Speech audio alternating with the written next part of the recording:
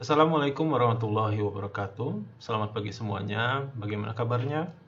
Sehat semua ya. Semoga tidak ada yang kena COVID-19. Dan saya harap dari kalian tidak ada yang menjadi covidiot atau covidiot, orang-orang yang sudah sadar bahayanya COVID namun tetap berkeliaran sehingga membahayakan orang lain. Kita semua stay safe ya, keep self distancing. Tapi walaupun bagaimanapun kita harus tetap melanjutkan mata kuliah kita. Oke, Seed Technology, teknologi benih, kita kali ini membahas tentang penyakit, hama dan penyakit pada benih gitu ya. Wait.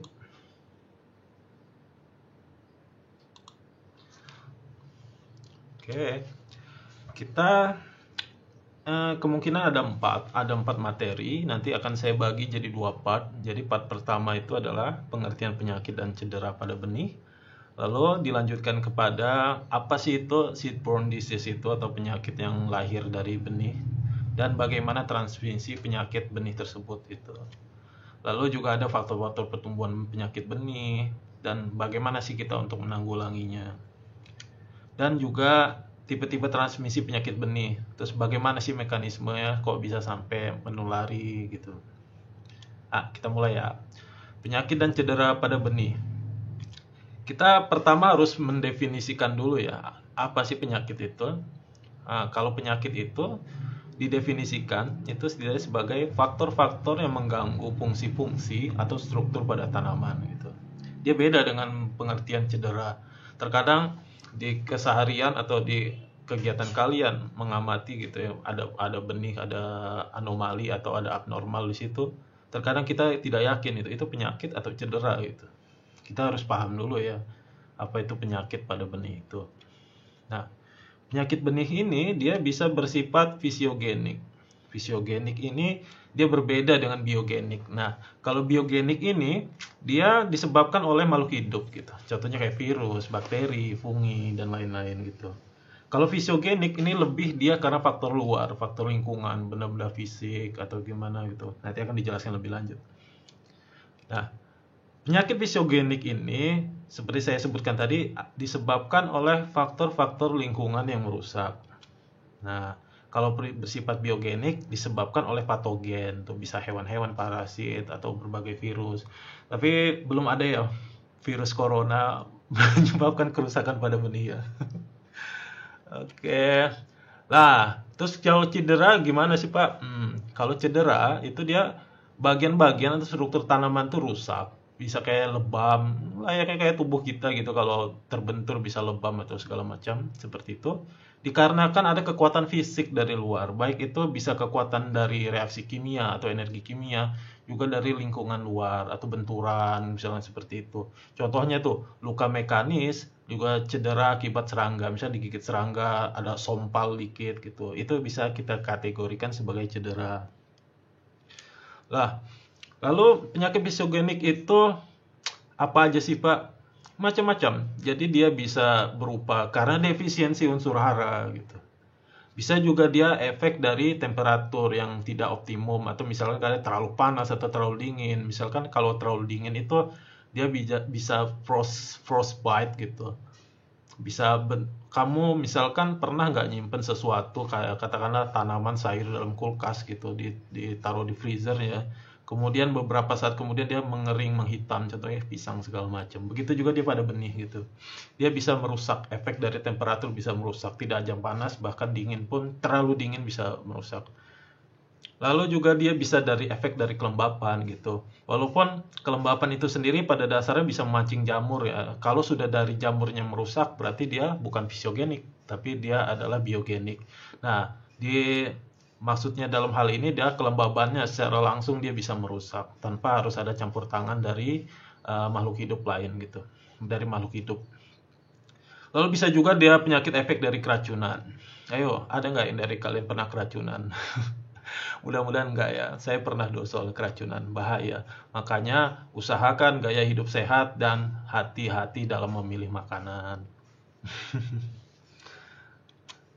Penyakit biogenik bisa berakibat dari virus, bisa juga berakibat dari bakteria, atau bisa juga dari fungi. Bahkan ada juga dari nematoda. Nah, nah, ini kita mau membahas dulu tentang penyakit fisiogenik pada benih. Nah, tadi kan kita bilang tadi defisiensi unsur hara dia bisa mengakibatkan penyakit fisiogenik pada benih. Nah, coba ini ada beberapa contohnya ya. Ini ada dia karena defisiensi unsur mangan. Nah, seperti kita lihat di gambar di kiri itu adalah buncis ya, benih buncis ya.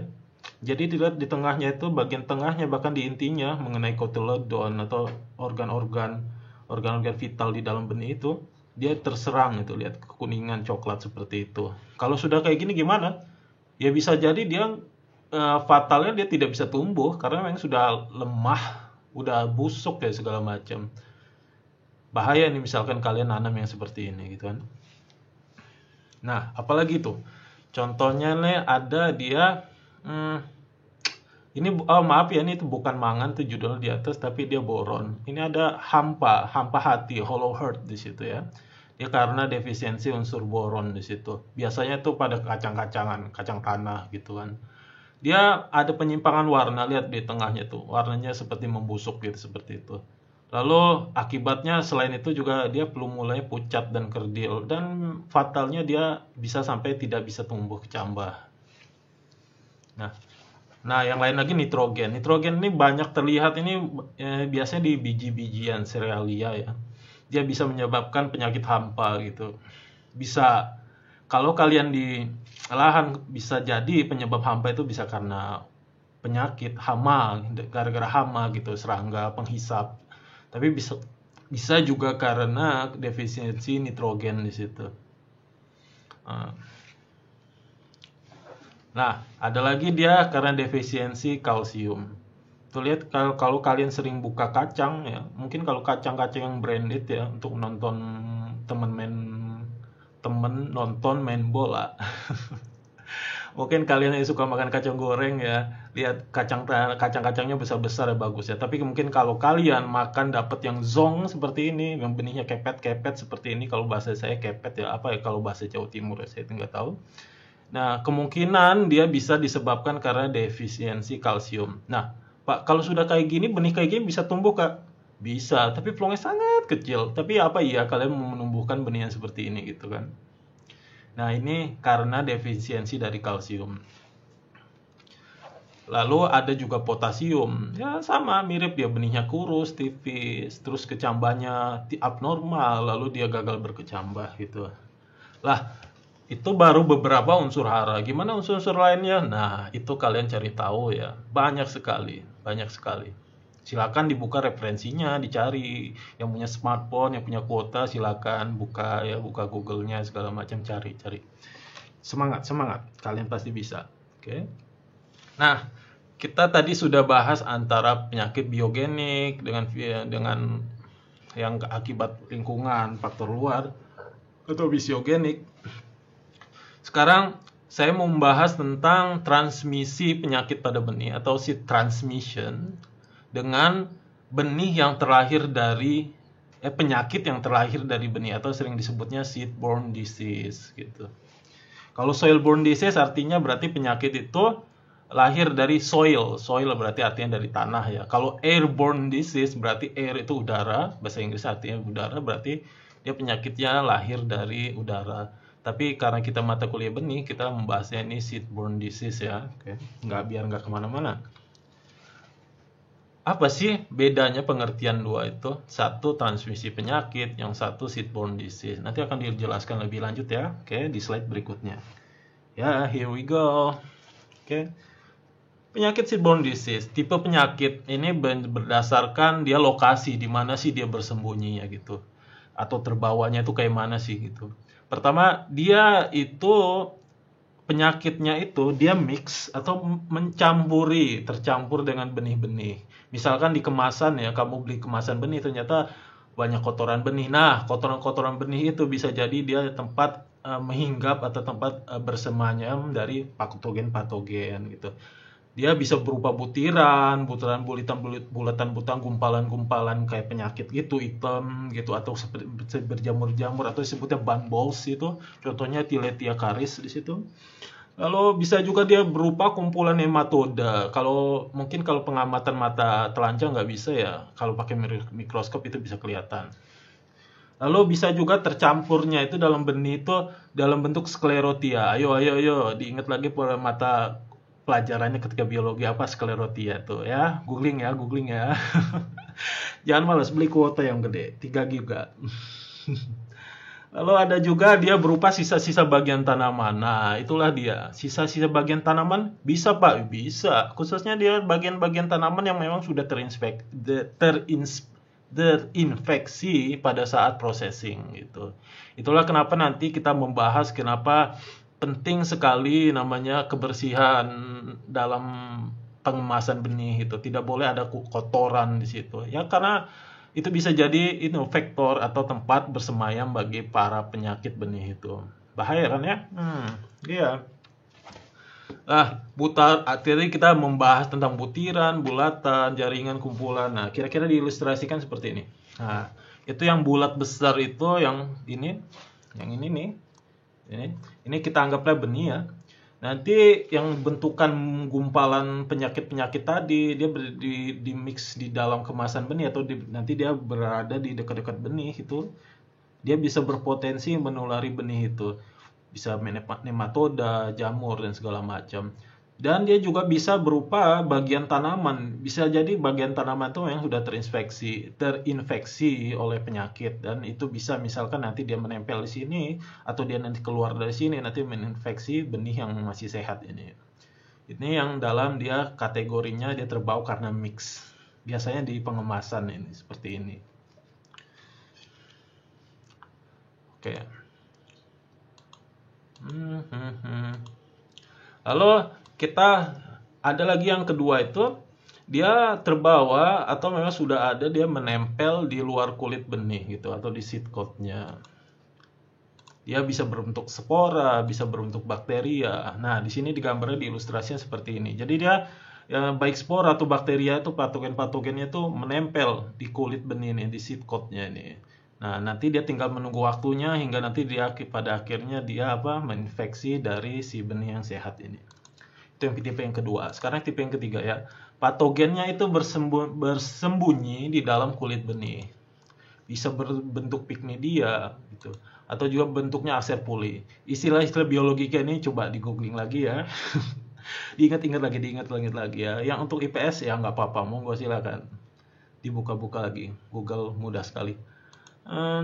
Bakteria juga bisa gitu.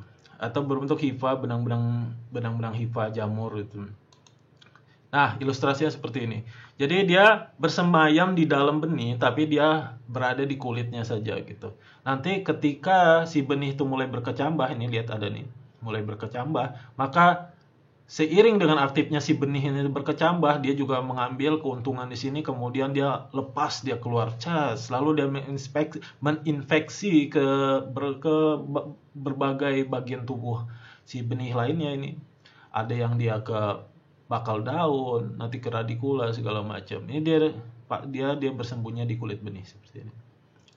Nah, lalu tipe yang terakhir nih, keempat nih. Dia patogennya itu bersemayam di dalam benih, tapi dia kalau yang tadi itu dia di dalam kulit, maka yang ini dia di dalam embrio. Dia dalam bagian dalamnya sekali.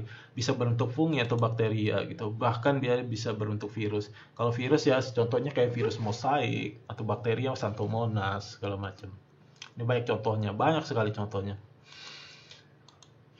Nah, ilustrasinya seperti ini. Jadi dia mungkin si benihnya tuh baik-baik saja tanpa keluar. Ternyata dia sebenarnya sedang membawa penyakit. Dia bersembunyi di dalam. Dari kulit mungkin nggak ada kelainan atau apa ya. Mungkin dideteksi cuma sesaat atau sekejap.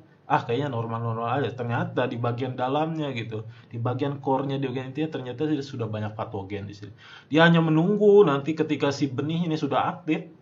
Dia juga mendapat isyarat, si benihnya sudah aktif, kita juga ikut aktif, kemudian akhirnya ikut tumbuh gitu. Nah, ini dia yang tipe yang keempat gitu.